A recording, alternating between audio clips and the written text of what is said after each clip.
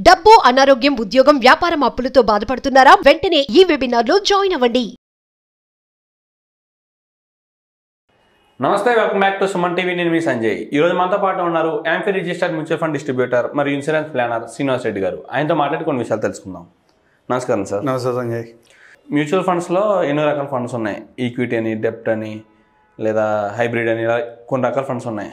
అలాగే ఈ మధ్య ఇంటున్న పదం లిక్విడ్ ఫండ్స్. లిక్విడ్ ఫండ్స్ అంటే ఏంటి? వాటి రిటర్న్స్లో ఏమన్నా ఎక్కువ వస్తాయా? అండ్ వాటికి వీటికి డిఫరెన్స్ ఏంటి? వీటి పర్ఫార్మెన్స్ ఎలా ఉంటుంది? కొంచెం ఎక్స్ప్లెయిన్ చేస్తారు మాకు.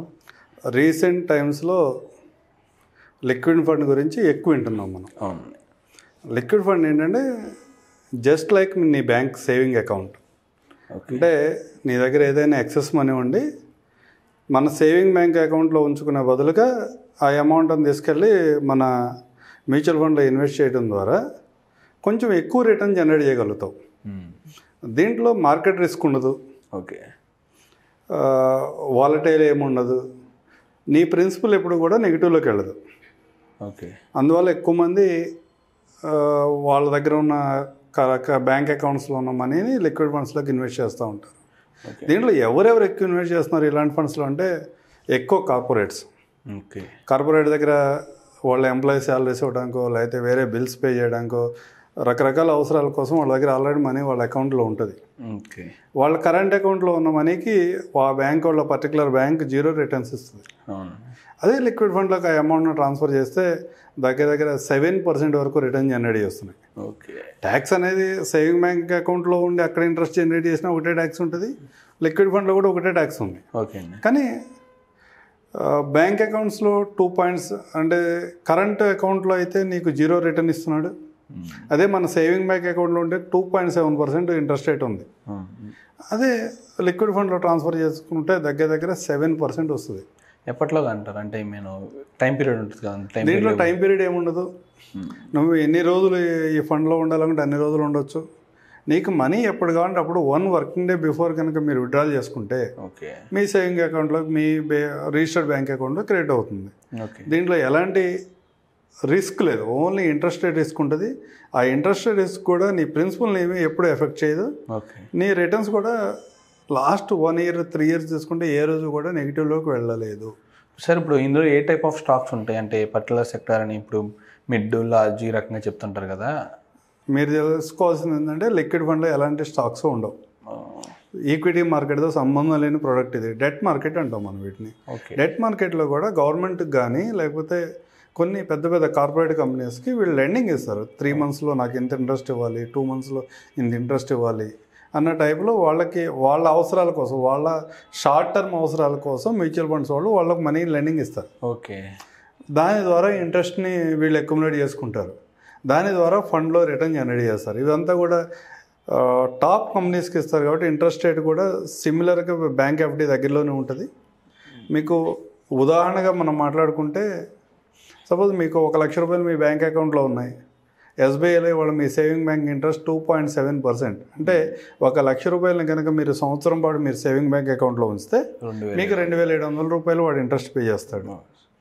అదే అమౌంట్ని కనుక మీరు లిక్విడ్ ఫండ్లోకి మార్చగలిగితే మీకు దగ్గర 7,000 రూపాయల వరకు లాభం వస్తుంది.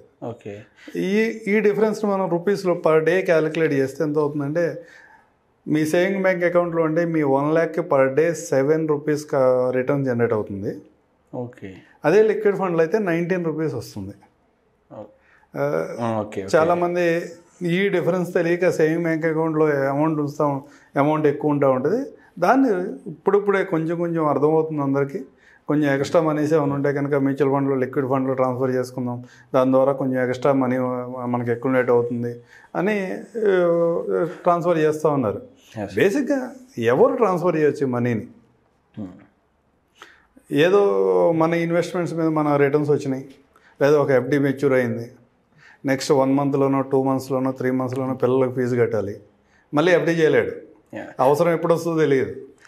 ఎఫ్డి చేస్తే మళ్ళీ వాడు మధ్యలో డిస్కంటిన్యూ చేస్తే కనుక ఏదైతే బ్యాంకర్ డిస్కంటిన్యూ ఛార్జెస్ వస్తాడు. లిక్విడిటీ ఎక్కువ ఉంటుంది. అందుకని ఎక్కువ మంది ఏం చేస్తారు, వాటిని సేవింగ్ బ్యాంక్లో ఉంచుకుంటారు. అలాంటి వాళ్ళకు ఉపయోగం. ఓకే. అట్లాగెళ్ళైతే ఏదో ఎంప్లాయీస్ శాలరీస్ ఉన్నాయి, వాడికి ఒక 10 రోజుల ముందే ఆ కంపెనీకి పర్టికులర్ కంపెనీకి అమౌంట్ బిల్ అయిపోయింది, వాళ్ళ కంపెనీలో వాళ్ళ బ్యాంక్ అకౌంట్లో అమౌంట్ ఉంది, కానీ వాళ్ళ కరెంట్ అకౌంట్లో బ్యాంక్ ఉండటం వల్ల వాళ్ళకి 0 రిటర్న్ వస్తుంది అన్నమాట. అలాంటి వాళ్ళు కూడా లిక్విడ్ ఫండ్లో ట్రాన్స్ఫర్ చేసుకుంటారు. అంటే ట్రాన్స్ఫర్ చేసుకుంటే ఏమవుతుందంటే మీ మనీ 24 అవర్స్ వర్క్ అవుతూ ఉంటుంది. మీరు పని చేస్తున్నా పని చేయకపోయినా మనం రెస్ట్లో ఉన్న టైంలో కూడా మీ మనీ పనిచేస్తూ ఉంటుంది, రిటర్న్స్ జనరేట్ చేయగలుగుతుంది. ఓకే సార్, మీరు చెప్తుందని బట్టి చూసుకుంటే ఈ ఫండ్లో లిక్విడిటీ ఎక్కువ ఉంది. అంటే నచ్చిన సమయంలో ఏదైనా ఎమర్జెన్సీ అయినా వితిన్ 3 వర్కింగ్ డేస్లో తీసుకోవచ్చని చెప్పారు. ఇప్పుడు అలా కాకుండా ఇది లాంగ్ టర్మ్కి బాగుంటుంది అంటారా ఇన్వెస్ట్మెంట్కి, షార్ట్ టర్మ్ ఇన్వెస్ట్మెంట్కి బాగుంటుంది అంటారా? యాక్చువల్గా లిక్విడ్ ఫండ్ అనేది మన మనీని షార్ట్ టర్మ్ కోసం పార్క్ చేయడానికి మాత్రమే వాడుకుంటాం. ఓకే, ఎక్కువ మంది. కొంతమంది లాంగ్ టర్మ్ కూడా అలాగే కంటిన్యూ చేసే వాళ్ళు ఉండొచ్చేమో, కానీ చాలా సందర్భాల్లో షార్ట్ టర్మ్ అవసరాల కోసం ఈ ఫండ్ వాడుకోవచ్చు. ఓకే. దాంతోపాటు ఎమర్జెన్సీ ఫండ్ ఇవాళ మనం మాట్లాడేటప్పుడు ఏ ఫైనాన్షియల్ ప్లాన్ అయినా ఏం చెప్తా అంటే 6 to 9 months వరకు మీ రెగ్యులర్ ఎక్స్పెన్సెస్ ఏమన్నాయో ఆ అమౌంట్ ఎంత అయితే ఉంటుందో ఆ అమౌంట్ని మీరు ఎమర్జెన్సీ ఫండ్గా ఒక చోట ఉంచండి అని చెప్తున్నారు. అలాంటి ఎమర్జెన్సీ ఫండ్ని కూడా పార్క్ చేయడానికి కూడా ఈ లిక్విడ్ ఫండ్ ఉపయోగపడుతుంది. మోర్ దెన్ 1 year అంటే నేను సజెస్ట్ చేయను, కానీ 1 day నుంచి 1 year వరకు కూడా ఈ లిక్విడ్ ఫండ్లో ఇన్వెస్ట్ చేసుకుంటాం ద్వారా మీకు ఇమీడియట్గా ఎప్పుడైనా లిక్విడిటీ అవసరం ఉంటే కనుక మీరు తెచ్చుకుంటే బాగుంటుంది. అంటే షార్ట్ టర్మ్కి బాగుంటుందని చెప్పి. Okay sir, thank you very much sir. Thank you Sanjay.